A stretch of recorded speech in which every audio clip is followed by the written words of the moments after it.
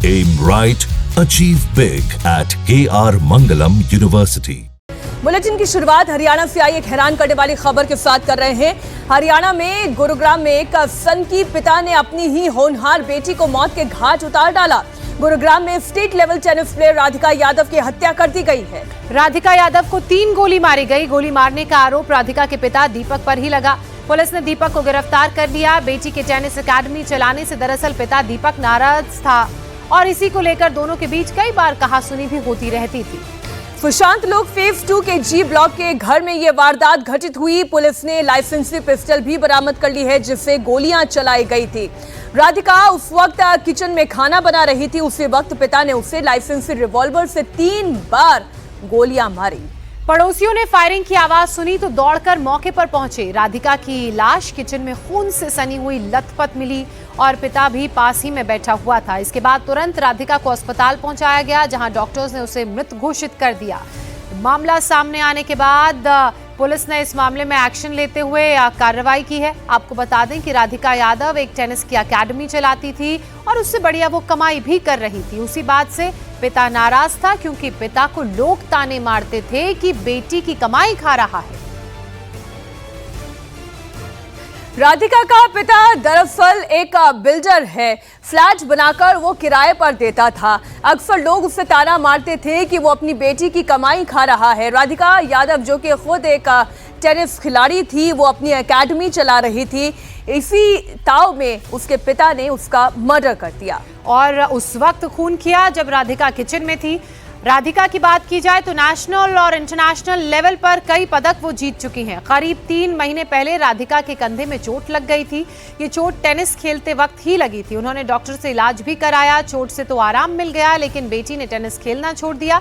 इसके बाद राधिका ने अपनी एकेडमी खोल ली। दीपक ने पूछताछ में खुलासा किया कि घर से बाहर जब वो जाता था तो लोग उसे ताने मारते थे, कहते थे कि तेरी बेटी तो बढ़िया पैसा कमा रही है। दीपक ने बताया कि लोगों की ये बात उन्हें बहुत चुभती थी। उसने कई बार इस बारे में राधिका से भी बात की थी लेकिन ना मानने पर उसने अपनी ही बेटी को मार डाला। कुछ दिन पहले इसके चोट लगी कंधे में और इंजरी ज्यादा चोट होने के कारण इसने खेलना बंद कर दिया। फिर इसने अपनी पर्सनल एकेडमी खोल ली। उस एकेडमी में लड़के भी आते थे, लड़की भी आती थी लॉन टेनिस से खेलने के लिए। इसके पिताजी का कहना है कि मैं जब भी दूध लेने जाता हूँ तो गांव वाले कहते हैं भाई तेरी लड़की तो अच्छा पैसा कमा रही है, तू तो लड़की के पैसे की कमाई करता है। और इस बात के ऊपर इसको टेंशन होगी। ये इसका पिताजी कई दिन से अपनी लड़की को समझाता रहा, कहता रहा भी बेटिया अकेडमी बंद कर दे। उसने वो कही भाई पापा अकेडमी खोलने से क्या परेशानी है, अकेडमी तो क्या लड़की के काम नहीं करती, तो एकेडमी खोलने में बताओ कोई दिक्कत है और कोई को बात हो तो मेरे को बताओ।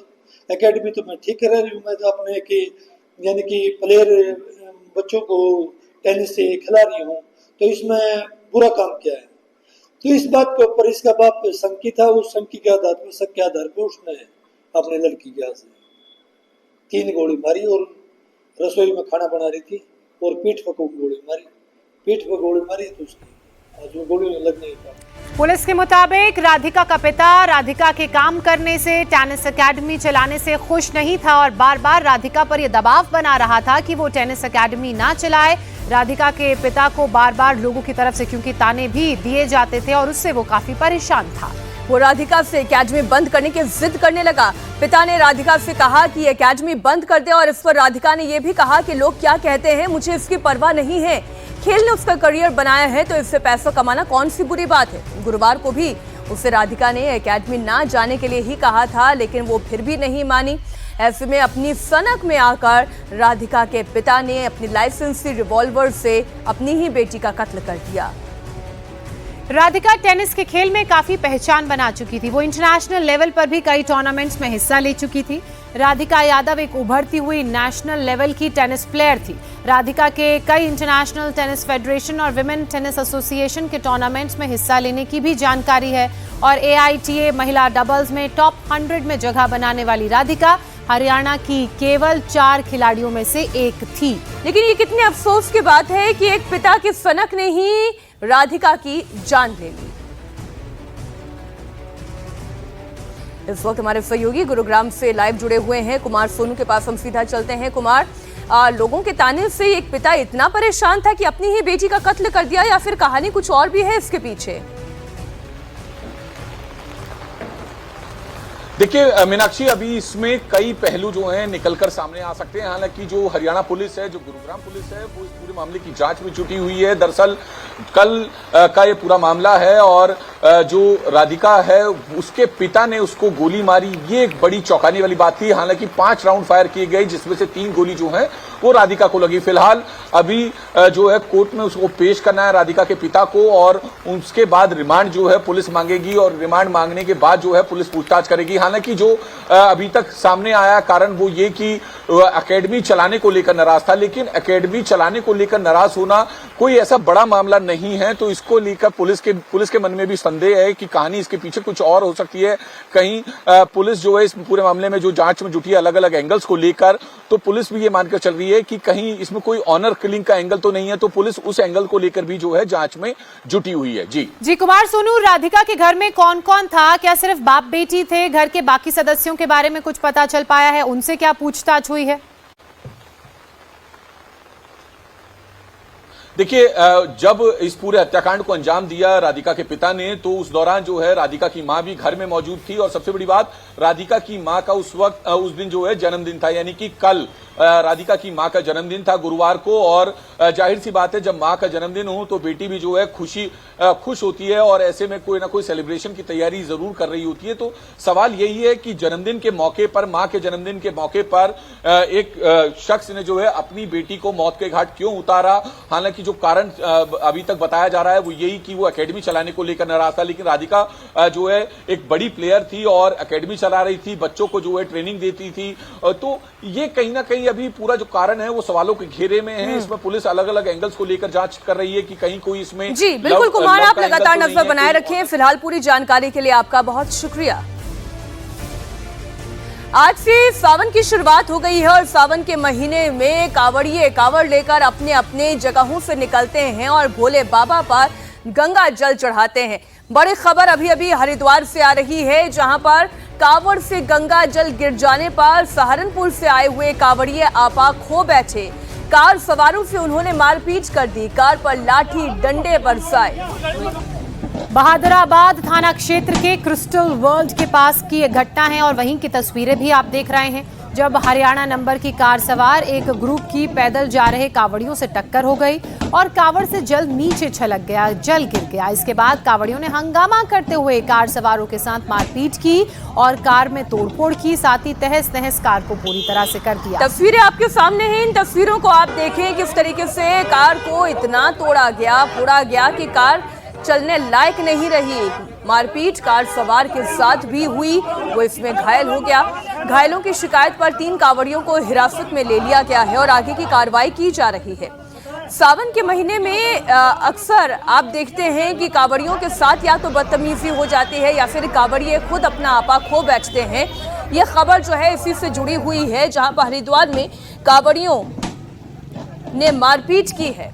हिंदू संगठनों से लेकर प्रशासन तक इस बात पर नजर रख रहा है कि कांवड़ मार्ग पर किसी तरह की मीट और मछली की दुकान ना खुली हो, क्योंकि कांवड़िए जब जल लेने के लिए जाते हैं तो इस बात का खास ख्याल रखा जाता है कि पूरी पवित्रता हो, और यही कारण है कि मीट की दुकानों के अलावा हर उस दुकान जहां पर मुस्लिम जिन दुकानों का संचालन करते हैं उसको लेकर भी सावधानी बरती जा रही है। अगर कोई मीट की दुकान खुली है उसे देखकर बीजेपी विधायक नंद किशोर गुर्जर ने पुलिस पर अपना गुस्सा जताया, क्योंकि सुबह सुबह वो निकले, देखा उन्होंने कि दुकान खुली है और दुकान खुली होने के बाद मीट की उन्होंने पुलिस वालों को फोन कर कहा कि इस दुकान को बंद करवाइए वरना कानून हाथ में ले लिया जाएगा। विधायक नंद किशोर गुर्जर ने पुलिस से साफ कह दिया है कि कांवड़ रूट पर पूरे सावन के महीने में एक भी मीट की दुकान नहीं खुलनी चाहिए।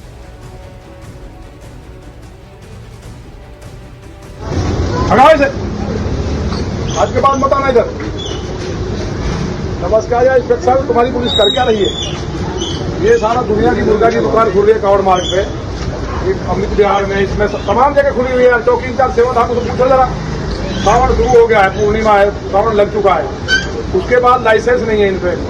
नहीं गलत बात है। देखो फील्ड में निकलो, इन पे नट बजाओ।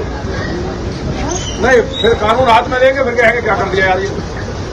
नहीं, आपको नहीं आना है, आपको नहीं, चौकी इंचार्ज से कहो, चौकी इंचार्ज से पूछो दुकान कैसे खुल रही है। कई जगह कावड़ को लेकर विवाद जरूर हो रहा है, क्योंकि आज से सावन के पवित्र महीने की शुरुआत हो गई है। कावड़िए जो हैं वो अब निकल चुके हैं और ऐसे में एक बड़ी खबर अभी अभी राजधानी दिल्ली से भी आ रही है, उसकी जिक्र उसका बात कर लेते हैं। दरअसल दिल्ली से लेकर देवभूमि उत्तराखंड तक हर हर महादेव की गूंज सुनाई दे रही है। लाखों की संख्या में शिव भक्त कंधे पर कावड़ उठाए निकल पड़े हैं। प्रशासन की तरफ से कावड़ रूट पर सुरक्षा के भी पुख्ता इंतजाम किए गए हैं। कावड़ के पूरे रास्ते में सुरक्षाकर्मी तैनात किए गए हैं, साथ ही सीसीटीवी से भी पूरे रूट की निगरानी रखी जा रही है। रूट पर पड़ने वाली खाने पीने की दुकानों की लगातार चेकिंग चल रही है। फूड और सेफ्टी विभाग सैंपल ले रहा है। नॉनवेज की दुकानें बंद करवा दी गई हैं। कावड़ यात्रा 9 अगस्त तक चलने जा रही है। 28 दिन ये यात्रा चलेगी। हरिद्वार से करीब 4.5 करोड़ कावड़ियों के आने की यहां पहुंचने की संभावना है। कावड़ यात्रा पर उत्तर प्रदेश के मेरठ से हमारे सहयोगी पवन नारा ने ग्राउंड रिपोर्ट भेजी है। आइए पहले वो देखते हैं। आज से सावन की शुरुआत हो गई है। भोले भक्तों का सफर शुरू हो चुका है। हरिद्वार से जल लेकर अपने अपने गृह राज्य, गृह जिले में शिवलिंग पर जलाभिषेक करने के लिए जल लेकर भोले इस तरह से निकल चुके हैं। सबसे पहले जरा देख लीजिए, पहले आपने सजी हुई कावड़ें देखी थी, लेकिन अब की बार कावड़ कुछ इस तरीके की है। ये 151 लीटर जल है। सोचिए, 151 लीटर जल हरिद्वार से लेकर रेवाड़ी तक जाएगा। 151 लीटर जल हरिद्वार से लेकर दिल्ली तक जाएगा और ले जाने वाले इकलौते या जोड़े में हमारे साथ शिव भक्त हैं। आप कहाँ से हैं, कहाँ के लिए कावड़ लेके निकले? मैं हरियाणा से हूँ, रेवाड़ी डिस्ट्रिक्ट बाउल से। हरिद्वार से बाउल की यात्रा है मेरी। तो कितने लीटर जल लेके निकले? बोले मेरा 21 लीटर जल है। 21 लीटर जल है। तो कितने किलोमीटर एक दिन में कवर कर पाते हैं? 20 से 22 के समथिंग एक दिन में करते हैं हम। एक करते हैं? हाँ जी। सर, आपका नाम क्या है? नीरज कुमार है जी। आप कहाँ से हैं? बावड़ से, रेवाड़ी डिस्ट्रिक्ट। रेवाड़ी से ही जी। तो कब आपने यात्रा शुरू की थी? एक दिन में कितना किलोमीटर कवर कर लेते हैं? ये हमने 3 तारीख को शाम को 4:20 उठाई थी और दिन में हम कभी 20 भी, कभी 15 भी, कभी 22 भी ऐसे कर लेते हैं।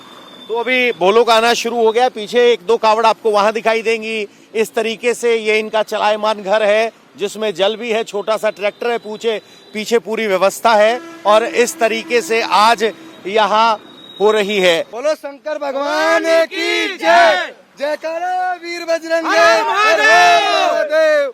बोले रे तेरी बम बम बम बोले, पार्वती के संग संग संग बोले, कावड़िया ले रे रंग रंग रंग बोले।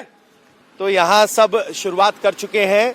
2022 में रिकॉर्ड तोड़ यात्री आए थे। लगभग 3 करोड़ से ज्यादा लोगों ने कावड़ यात्रा हरिद्वार से शुरू की थी और अब की बार भी भक्तों का जोश इस तरीके से बना हुआ है। उम्मीद की जा रही है कि 2022 का रिकॉर्ड अब की बार टूटेगा। सावन के पावन महीने की शुरुआत के साथ ही कावड़ियों का जत्था इस वक्त गंगा घाट पर दिखाई दे रहा है।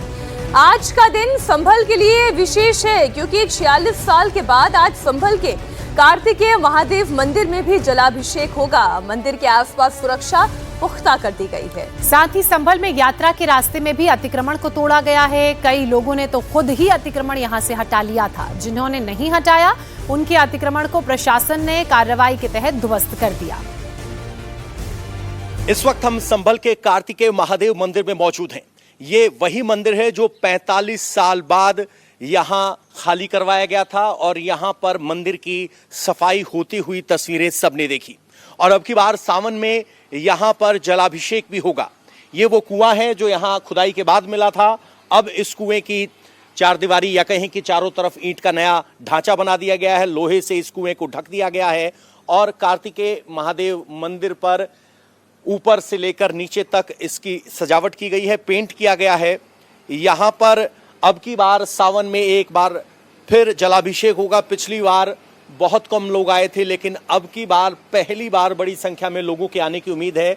यहाँ पर हनुमान जी की मूर्ति और ये प्राचीन शिवलिंग यहाँ पर दिखाई दे रहा है। फिलहाल यहाँ पर आरएएफ की तैनाती है और ये तैनाती 2 महीने से है। इस पूरे इलाके को मॉनिटर करने के लिए बाकायदा सीसीटीवी फुटेज सेटअप यहां लगाया गया है। नगर निगम की तरफ से आने वाली गलियों से लेकर मंदिर के प्रांगण और मंदिर के अंदर की तस्वीरें यहां पर हैं। आरएएफ यहां तैनात है और यहां के आसपास के रास्तों को भी साफ किया गया है ताकि जब शिव भक्त सावन के मौके पर इस प्राचीन शिवलिंग पर जलाभिषेक कर लिए आए तो उन्हें कोई दिक्कत परेशानी ना हो। संभल के शिव मंदिर की तस्वीरें आपने देखी। वहीं संभल में दीपासराय इलाके की बात की जाए तो लोग यहां से अतिक्रमण की कार्रवाई को खुद ही अंजाम दे रहे हैं, हटा रहे हैं। कांवड़ यात्रा को लेकर दरअसल प्रशासन की सख्ती के बाद संभल के दीपासराय क्षेत्र में कांवड़ रूट से अतिक्रमण को हटाया जा रहा है। पहले बुलडोजर चलाकर अतिक्रमण हटाया गया तो अब लोग खुद ही अपने घरों के बाहर से अवैध कब्जा हटा रहे हैं। इस वक्त हम संभल के लोधीसराय इलाके में हैं। यहां पर प्रशासन की तरफ से 200 घरों को नोटिस दिया गया है। नोटिस इस तरह के निर्माण पे दिया गया है, जो नाली सड़क पर किनारे बनी है उसके ऊपर अगर कोई लेंटर लगा है तो उसको हटाने का नोटिस दिया गया है। कल बुलडोजर की कार्रवाई हुई थी, लेकिन उसके बाद अब 2 दिन का विराम दिया गया है और लोगों को कहा गया है कि यहां से आप जो आपने अवैध निर्माण कर रखा है वो हटा लें। जिनके घर पर ये लेंटर डाला हुआ था वो हमारे साथ खड़े हैं। सर, प्रशासन की तरफ से आपको क्या कहा गया?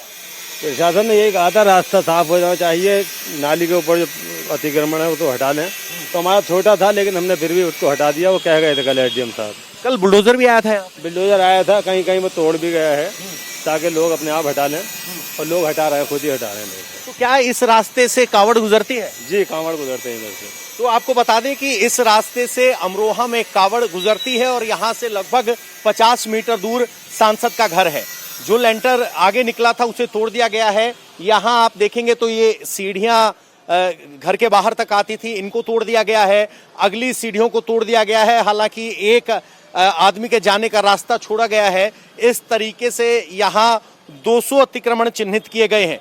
ये अगर आप लेंटर देख रहे तो इस दुकान के सामने यहाँ आगे तक लेंटर बढ़ाया गया था, उस लेंटर को तोड़ दिया गया है। अगली दुकान के पास भी यही है। प्रशासन की तरफ से कहा जा रहा है कि ये सड़क को साफ रखने और चौड़ा रखने के लिए कहा जा रहा है। आज प्रशासन की तरफ से कोई एक्शन नहीं होगा, ये हमें बताया गया और कहा गया है कि 2 दिन की मोहलत दी गई है। लोग अपने आप इस तरीके से तोड़ लें और उसी के बाद अब लोग अपने घर के सामने जो इस तरह का अतिक्रमण जिसको प्रशासन बता रहा है उसको हटा रहे हैं। और अभी बड़ी खबर आ रही है उत्तर प्रदेश के शहर कौशाम्बी से, जहां पर अतिक्रमण करने वाले घर पर कार्रवाई की गई है। विश्व हिंदू परिषद के कार्यकर्ताओं का आरोप यह है कि मंदिर के पास शाहिद नाम का एक शख्स छज्जा बनाकर मंदिर पर अतिक्रमण करने की कोशिश कर रहा था। छज्जे को लेकर विवाद बढ़ा तो हिंदू संगठनों ने प्रोटेस्ट शुरू कर दिया। महादेव के जयकारों की गूंज और हनुमान चालीसा का पाठ कर विश्व हिंदू परिषद के कार्यकर्ताओं ने अपना विरोध व्यक्त किया। पूरा मामला कौशाम्बी के मंजनपुर इलाके का है। प्रदर्शन कर रहे विश्व हिंदू परिषद के कार्यकर्ताओं ने आरोप लगाया कि शिव मंदिर परिसर पर अवैध कब्जे की कोशिश की जा रही है, जिसे वो किसी भी कीमत पर बर्दाश्त नहीं करेंगे।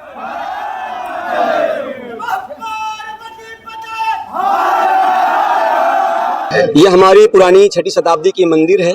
इसके पूर्व भी हमने इसको हरे रंग से पोत कर, इनके यहाँ के जो विशेष वर्ग के लोग हैं इसको हरे रंग से पोत कर कब्जा करने का प्रयास किया था, जिसको हम लोगों ने खाली कराकर भगवान शंकर जी की मूर्ति है यहाँ पर उसकी पूजा अर्चना होती है।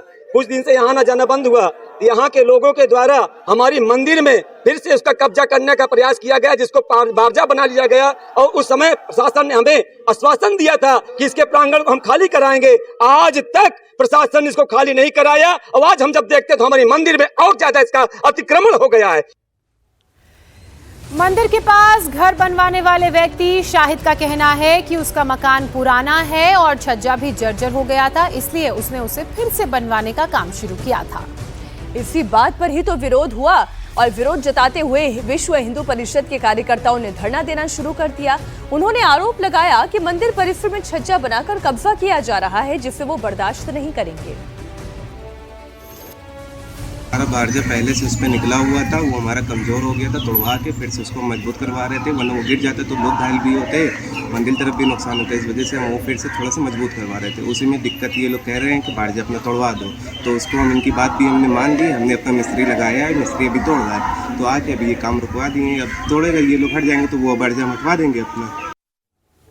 हालांकि इतने विरोध के बाद शाहिद इस बात के लिए राजी हो गया है कि जिस छज्जे पर विवाद है उस छज्जे को तोड़ दिया जाए।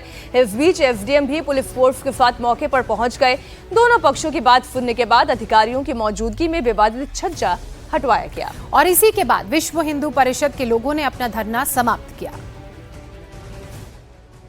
यहाँ पर कुछ लोग आए थे जिनका कहना था कि आसपास में लोग छज्जा निकाल के आगे बनवा रहे हैं। ये पहले से बनी हुई है, छज्जा जो निकाला जा रहा था आपके सामने है। इसके बाद दोनों पक्षों को बुलाया जाएगा, एक प्रयास किया जाएगा कि कोई शांति से समझौता हो पाए।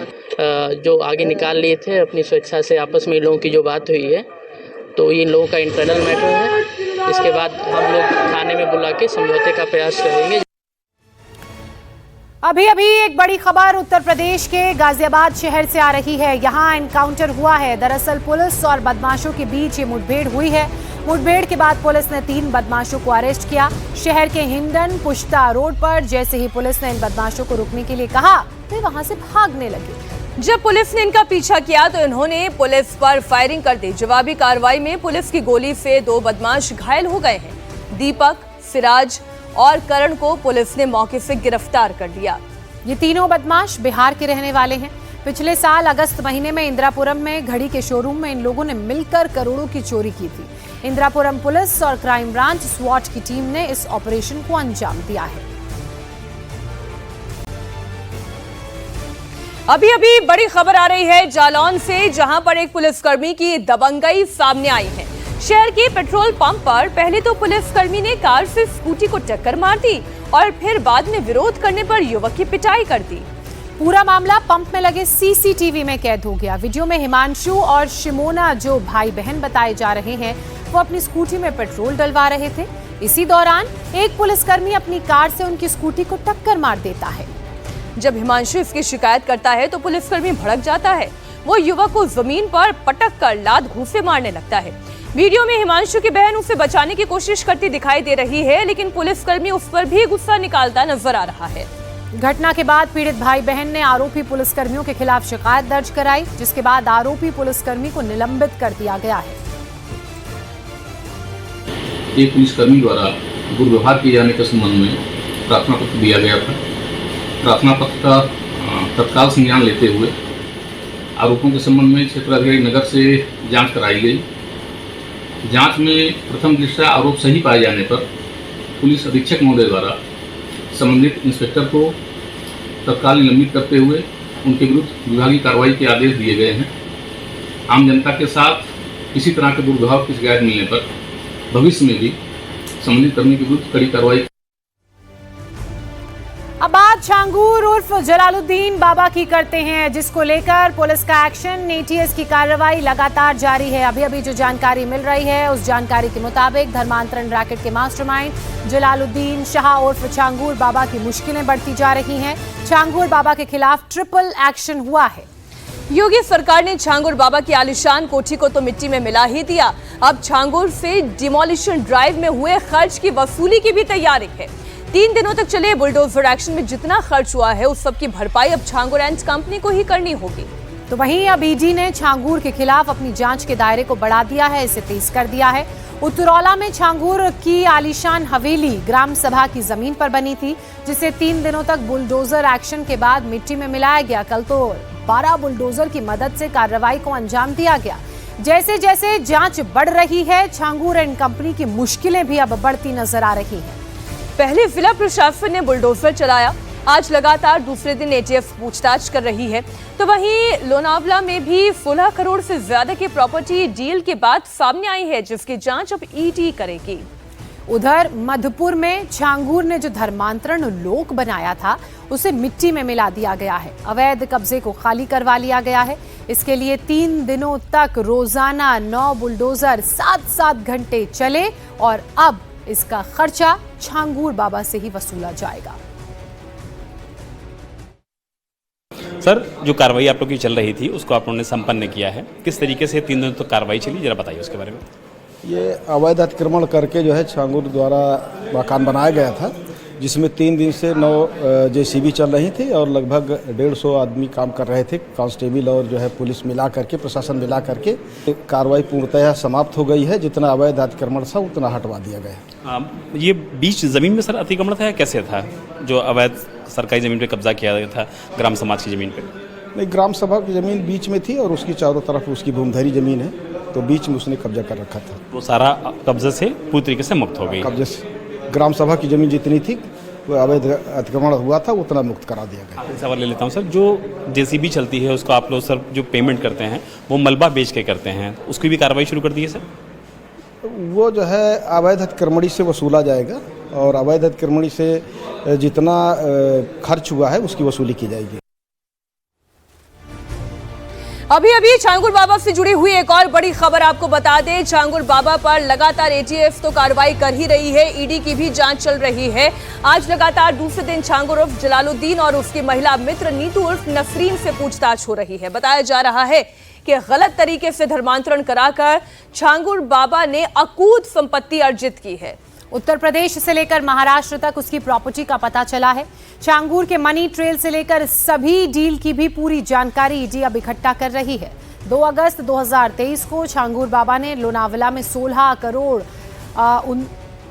लगभग 16.5 करोड़ लाख की प्रॉपर्टी खरीदी थी और प्रॉपर्टी को नीतू उर्फ नसरीन के पति नवीन और छांगुर बाबा के नाम पर रजिस्टर कराया। पुणे में छांगुर बाबा ने जो जमीन की डील की थी वो लोनावला की पुणे विला परिसर में है, जो मोहम्मद अहमद खान के शख्स से की थी। अहमद खान ने जो तस्वीरें इंडिया टीवी को दिखाई उससे छांगुर बाबा के तार मुख्तार अंसारी तक जुड़ रहे हैं।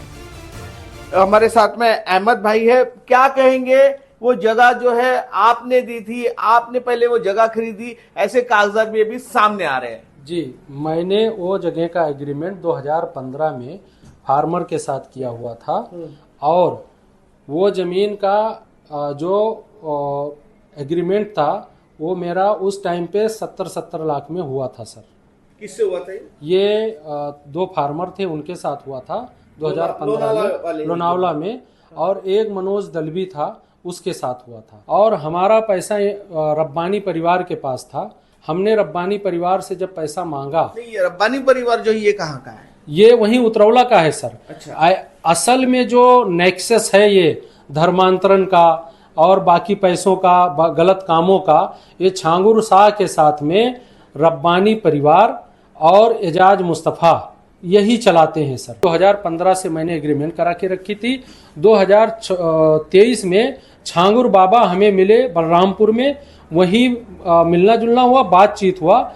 2023 के पहले मेरा छांगुर या उनके लोगों से कोई कभी ना संपर्क रहा, ना जान पहचान रहा, ना मेरा उनका कोई मुलाकात रहा। 2023 में हुआ जब ये एग्रीमेंट हुआ और संविदा भंग हुआ, उन्होंने हमें प्रताड़ित करने का काम किया, मुझे फंसाया और मुझे ज्ञात हुआ तो मैं उनके खिलाफ वडगांव मावल कोर्ट में इसी जमीन को लेके एक वाद संख्या 198/2024 दायर किया। सारी चीजें सामने आ जाए। धर्मांतरण का जो खेल है वो छांगुर से जुड़ा रब्बानी परिवार, जो आबिद रब्बानी की शादी पूर्व में हो चुकी है, उसके 2 बच्चे हैं, उसने एक हिंदू लड़की से उसको बहला फुसला के, या जैसे भी मैं ठीक से नहीं बता पाऊंगा, लेकिन उसके साथ उसने शादी किया। वहां पे अपना नाम एक रजिस्टर्ड डॉक्यूमेंट में सोनल समीर श्रीवास्तव, अपना नाम समीर श्रीवास्तव रखा।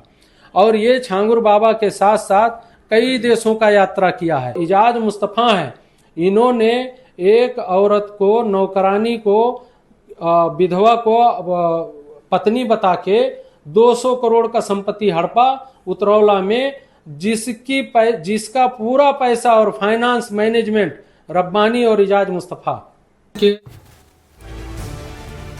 अभी में अब खबर बिहार से आ रही है, जहां आरजेडी सुप्रीमो लालू प्रसाद यादव के बेटे तेज प्रताप यादव ने अपने बगावती सुर दिखाने शुरू कर दिए हैं, बिगुल फूंक दिया है। महुआ दौरे पर गए तेज प्रताप यादव ने पहले तो गाड़ी से आरजेडी का झंडा उतारा, फिर टीम तेज प्रताप के नाम से झंडे का जो झंडा है उसे अपने काफिले की गाड़ी में लगाना शुरू कर दिया। टीम वैशाली के महुआ में जनता से मुलाकात करने के दौरान तेज प्रताप हरी टोपी उतारकर सफेद मुरेठा बांधते हुए नजर आए। इस दौरान तेज प्रताप ने हसनपुर सीट छोड़ महुआ से चुनाव लड़ने के भी संकेत दे दिए हैं। पार्टी और परिवार से बेदखल किए जाने के बाद गुरुवार को वो पहली बार महुआ पहुंचे थे। मेडिकल कॉलेज का निरीक्षण करने आए तेज प्रताप अलग ही तेवर में दिख रहे थे। पूरे लाव लश्कर के साथ तेज प्रताप अपनी गाड़ियों पर टीम तेज प्रताप का झंडा लगाए नजर आए। इस झंडे में लालू यादव और लालटेन की तस्वीर नहीं थी। पूर्व मंत्री के समर्थकों के हाथों में पीले और हरे रंग के झंडे थे, जिस पर तेज प्रताप टीम लिखा हुआ था। उनके काफिले में शामिल सभी गाड़ियों पर यही झंडे लगे हुए थे। समर्थक लगातार उनके समर्थन में नारेबाजी कर रहे थे। मेडिकल कॉलेज के दौरे के बाद तेज प्रताप यादव का काफिला डगरू पंचायत पहुंचा, जहां उन्होंने कार्यकर्ताओं से मुलाकात कर उनसे संवाद किया। महुआ में रोड शो के दौरान तेज प्रताप यादव ने आरजेडी के झंडे और बैनर का इस्तेमाल नहीं किया। आरजेडी से निकाले गए तेज प्रताप यादव ने अपना नया झंडा लगाकर महुआ से चुनाव लड़ने का भी संकेत दे दिया है। हसनपुर से विधायक तेज प्रताप ने कहा कि अगर जनता चाहेगी तो वो महुआ से चुनाव लड़ेंगे। तेज प्रताप पहले भी महुआ से विधायक रह चुके हैं। उन्होंने साल 2015 में यहां से चुनाव जीता था और मंत्री भी बने थे।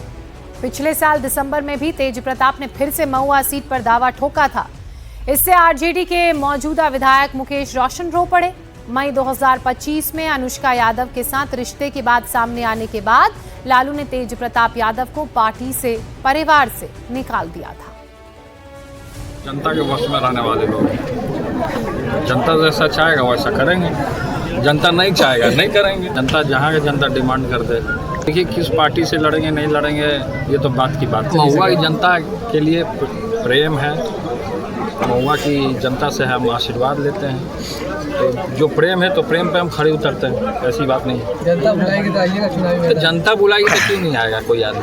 कौन सा पार्टी होगी? अब जनता बुलाएगी तो आएंगे। वादे हमने किए थे महुआ की तमाम आदरणीय पूजनीय सभी जनता से, वो आज हमने करके दिखाने का काम किया है। और फिर लोगों का डिमांड है यहाँ पे कि एक इंजीनियरिंग कॉलेज हो। सर कॉलेज का निरीक्षण सरकार बनती है तो उसमें हम लोग पहल करने का काम करेंगे।